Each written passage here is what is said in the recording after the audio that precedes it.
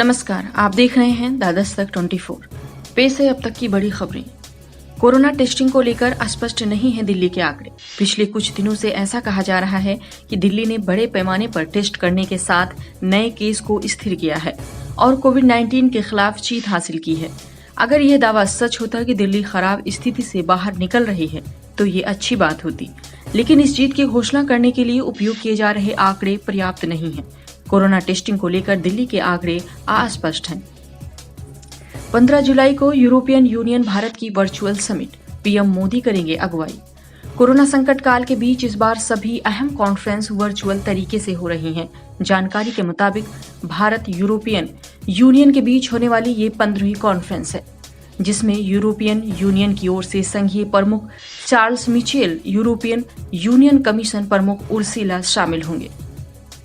Covid care centre में तब्दील किया जा रहा है लखनऊ का हज हाउस।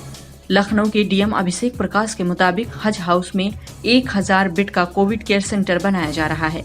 इसमें एसिम्प्टोमेटिक मरीजों का उपयोग किया जाएगा। बताया जा रहा है कि 15 दिन में कोविड केयर सेंटर हो जाएगा तैयार। सोशल डिस्टेंसिंग के लिए रेलवे ने बनाई अनोखी डिवाइस। पास आते ही बज उठेगा अलार्म। इस डिवाइस के जरिए कोरोना वायरस से लड़ने में मिलेगी मदद और उसे फैलने से रोका जा सकता है। ये डिवाइस दक्षिणी रेलवे सिग्नल एंड टेलीकम्युनिकेशन के इंजीनियरों ने बनाई। अधर में लटका केंद्रीय सुरक्षा बलों का विलय। 40 से ज्यादा उम्र वाले कर्मियों को लेने के लिए तैयार नहीं दूसरे बल। गत जनवरी में केंद्रीय गृह मंत्री अमित शाह की अध्यक्षता में हुई बैठक में लिया गया था ये निर्णय।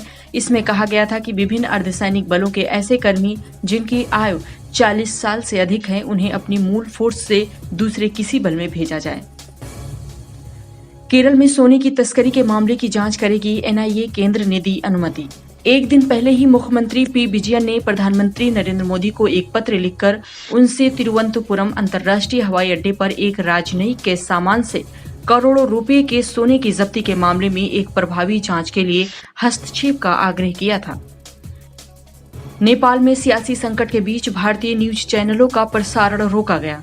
नेपाल के केबल टीवी प्रोवाइडर ने समाचार एजेंसी एएनआई से कहा कि देश में भारतीय समाचार चैनलों के सिग्नल को बंद कर दिया गया है।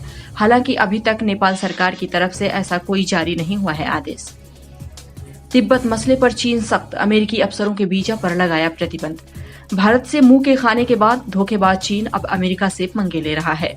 चीन ने ये कदम अमेरिकी विदेश मंत्री माइक पोम्पियो द्वारा चीन के अधिकारियों पर वीजा प्रतिबंध लगाए जाने के बाद उठाया। चीन ने कहा कि उसने फैसला किया है कि वो उन अमेरिकी अधिकारियों को वीजा नहीं देगा जिन्होंने तिब्बत से जुड़े मामलों में बर्ताव किया है गलत। भारत के बाद ऑस्ट्रेलिया भी लगा सकता है टिकटॉक पर प्रतिबंध। संसदों ने दिया प्रस्ताव। उन्हें भी डर है कि चीन सरकार इस ऐप का इस्तेमाल यूजर्स के डाटा एकत्रित करने के लिए कर रही है। हाल ही में लिबरल पार्टी के सीनेटर जिम मोलन ने कहा है कि चीन सरकार टिकटॉक का कर रही है उपयोग और दुरुपयोग। अगले 5 सालों में वैश्विक तापमान में होगी बढ़ोतरी। विश्व मौसम विज्ञान संगठन ने जताई चिंता। दरअसल वैश्विक समझौते के तहत दुनिया के देशों ने दीर्घकालीन औसत तापमान वृद्धि को पूर्व औद्योगिक स्तरों से 1.5 से 2 डिग्री सेल्सियस के भीतर सीमित करने का लक्ष्य निर्धारित किया था।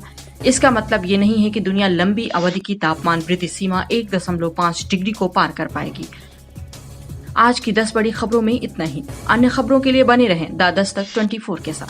खबरें हमारी वेबसाइट www.thedastak24.com पर भी देख सकते हैं। नमस्कार।